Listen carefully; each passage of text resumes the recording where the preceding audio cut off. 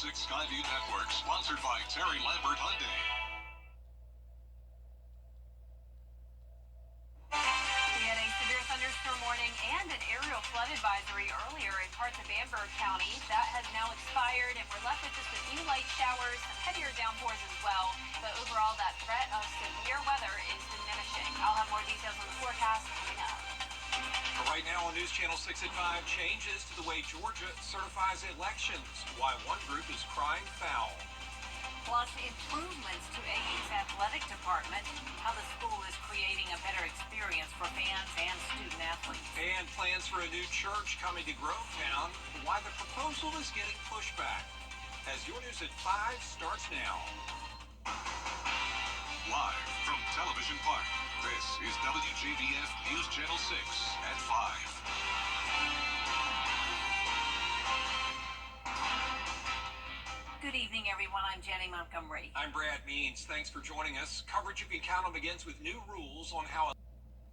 Time now for a first check of the weather. And let's check in with our chief meteorologist, Jenna Petracci. Well, not looking too bad right now when it comes to the storms. They're definitely starting to weaken. Only some isolated showers and storms for the rest of your Tuesday evening. Right now on Live Viper 6, you can see the area of rain in Aiken, Burke, and Barnwell counties, and also Bamberg County still dealing with some light showers.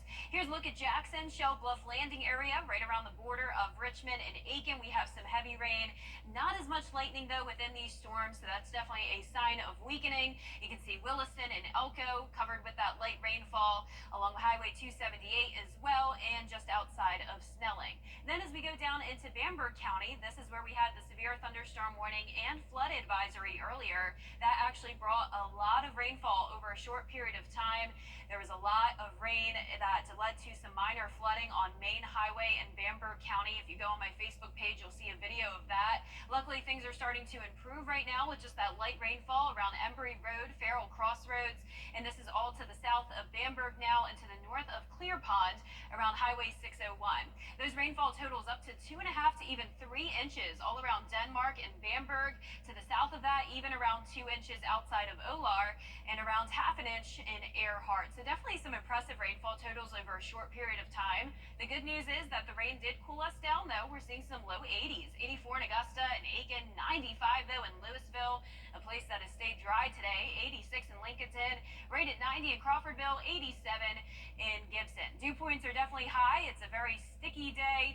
Humidity still on the high side for now, and winds are gusty out towards the southeast. 16 miles per hour in Bamberg, still possibly a 20-mile-per-hour gust as those storms move out, but overall not looking too bad for the rest of your Tuesday. Stationary front staying over the area for now, but eventually that'll move to the south of us, bringing some lower rain chances over the next couple of days.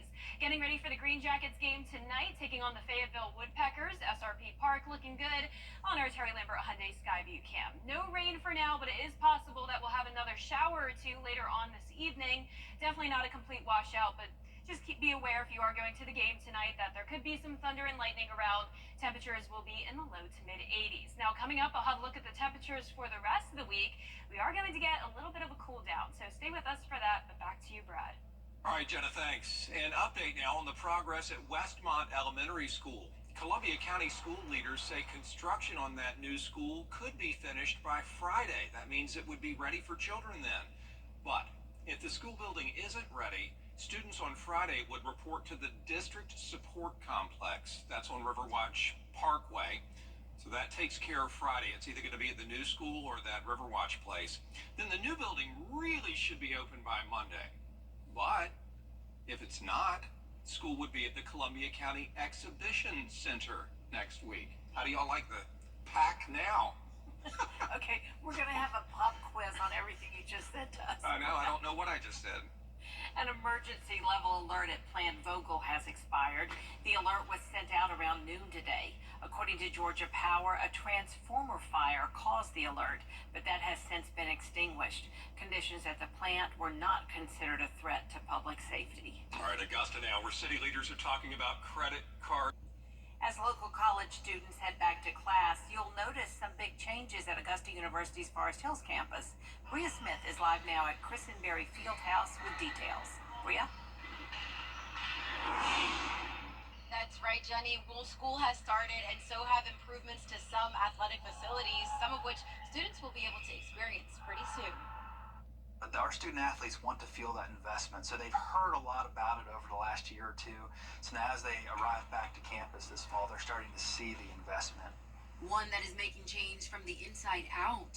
We are renovating the exterior, giving it an all-new look, a very modern, sleek look. There's going to be long strips of tile that are going to cover the entire building. Very metallic look, modern look, gradients of blues and grays and whites. There's outside, we're putting new baseball seating in and a press box and batting cages and a scoreboard. And then softball will be after that next season with new seating and a press box as well. AU Athletic Director Ryan Erlacher says enhancements to their athletic departments, like their new sports performance weight room, are key to great athletes.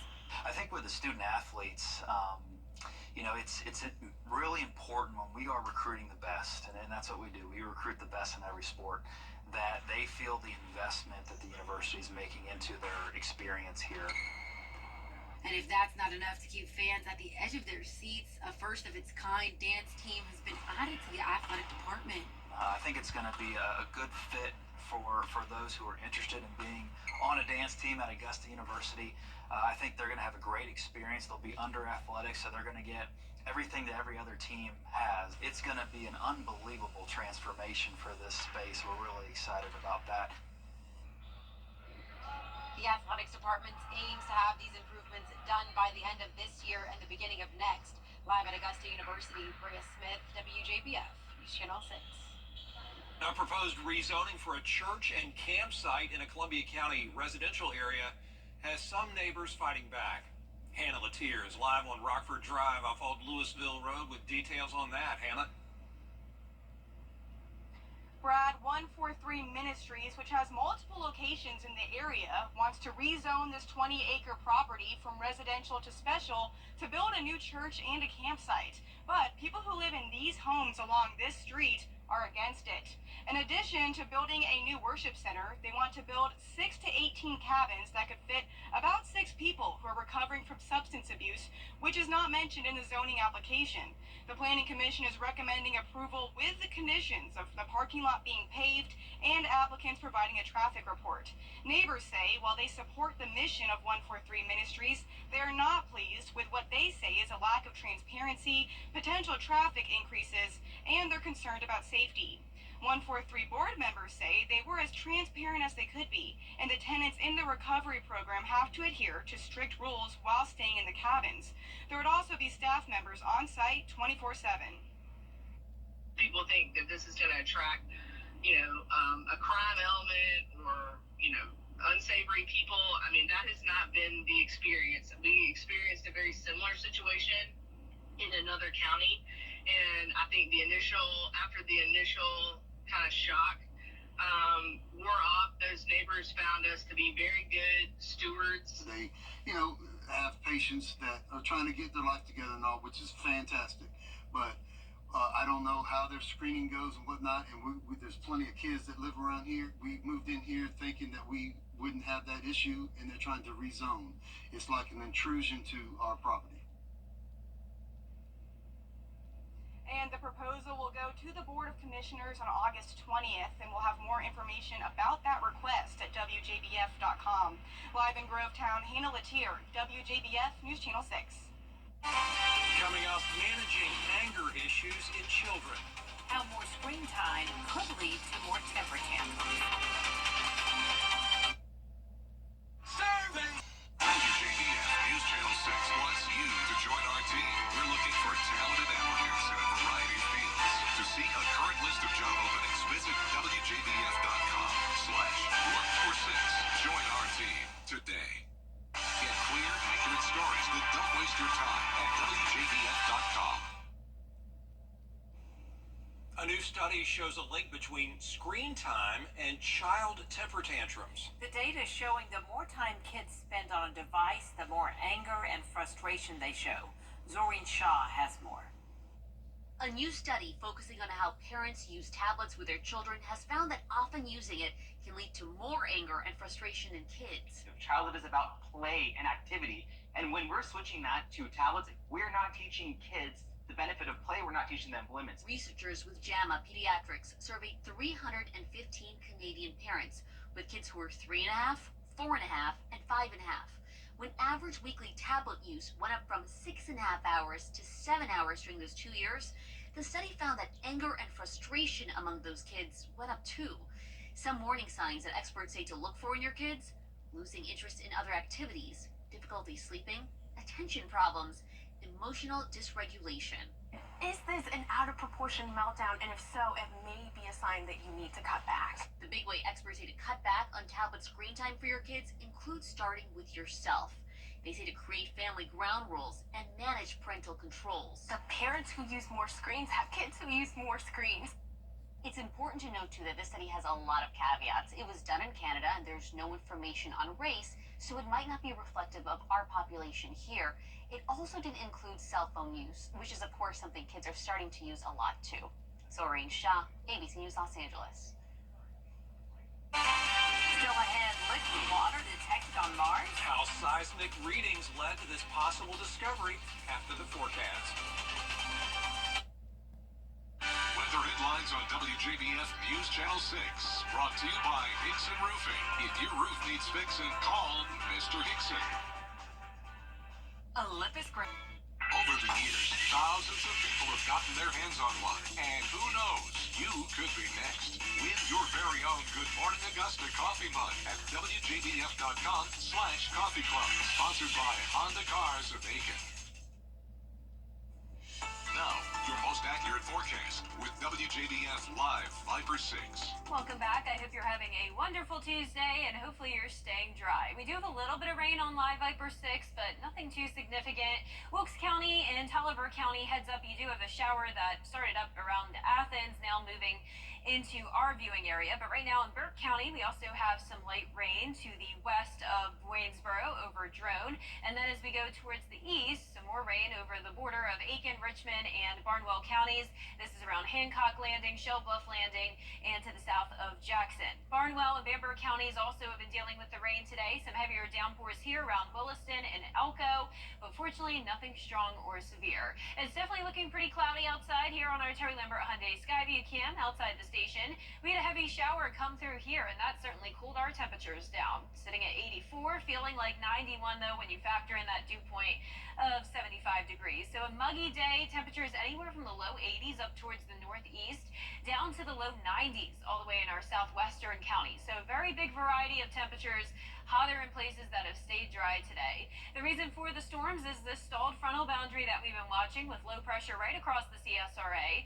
More scattered showers and some weaker storms along the South Carolina coastline. But you can see for us, we do have some drier air filtering in from the north. So overall, some lower rain chances for our Wednesday. Still possibly a shower or storm or two tomorrow afternoon, but definitely nothing widespread. Temperatures starting out in the low 70s and only climbing into the upper 80s. Heat index will be much more tolerable over the next few days. Definitely no heat alerts expected, as we'll only be topping off in the low to mid 90s. Low temperatures are also going to be going down for the first time in a while. We will see some upper 60s.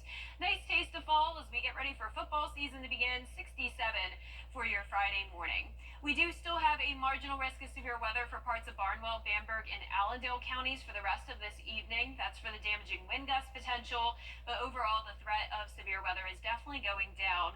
So no major concerns for tonight. You can see our futurecast at 6 o'clock showing some of those spotty showers and storms moving in from the north. And then by around 9 o'clock, more rain anywhere from around Saluda down to Burke County.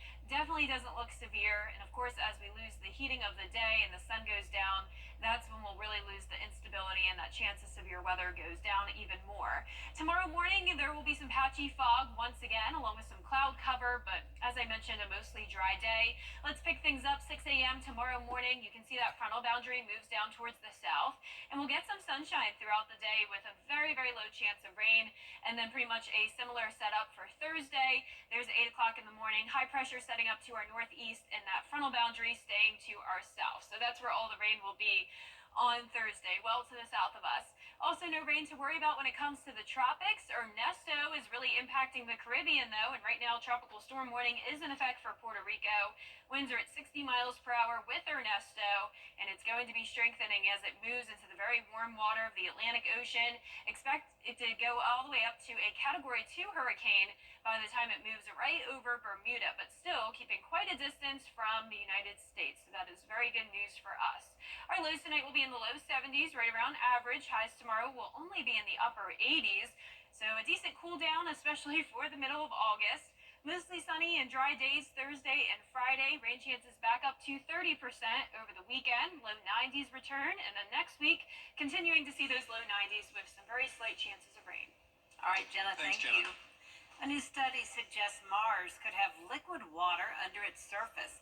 The findings are based on computer modeling and seismic measurements from NASA's InSight lander.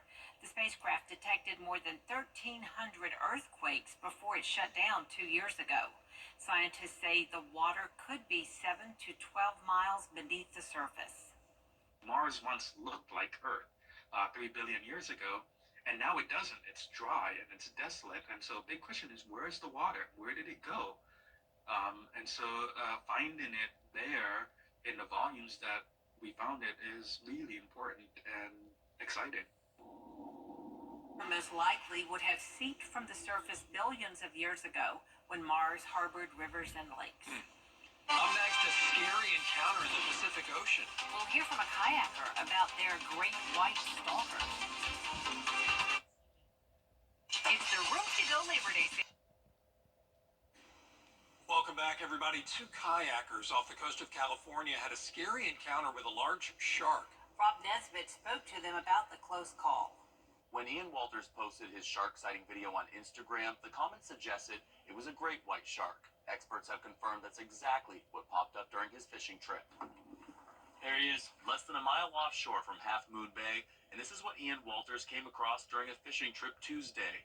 You can see the dorsal fin and tail of a great white shark pop up behind his friend's kayak. A bit of nerves at first, while they observed the shark and the shark observed his new friends. Followed him for a couple minutes, and then I moved my kayak in to kind of seem bigger as two kayaks, and then we watched it circle around and then follow my kayak.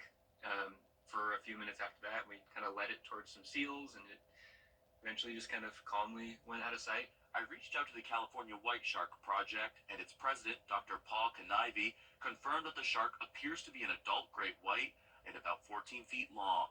And the shape of the fin, it's got that classic triangular shape. I mean, for me, I would put my money on a white shark. He says the kayakers did the right thing by fishing together, staying calm, and slowly leaving the area towards shore. Dr. Canivy says great whites are extremely curious, and this one seems to be doing some investigating. When on the hunt, great whites are more known for ambushing their prey. If it gets too close, you can hit it on the nose. Sharks don't like to be hit. You don't have to hit them hard. They're risk averse, like I said, and a simple poke on the nose will kind of make the shark think twice about continuing the investigation. As for the kayakers, they consider themselves lucky to have shared such a rare experience and to make it home with video evidence. I can't believe that we're the ones that get this lucky right now, because that's, the apex of the apex predators that we have in the Bay Area, and, never in a million years did I think that I would get to, spend 5 minutes on Earth, next to one of them. Dr. Canivy says sightings like this are very possible right now. Mid-August is the time of year when great whites are coming closer to the coastline from their migration out to open ocean.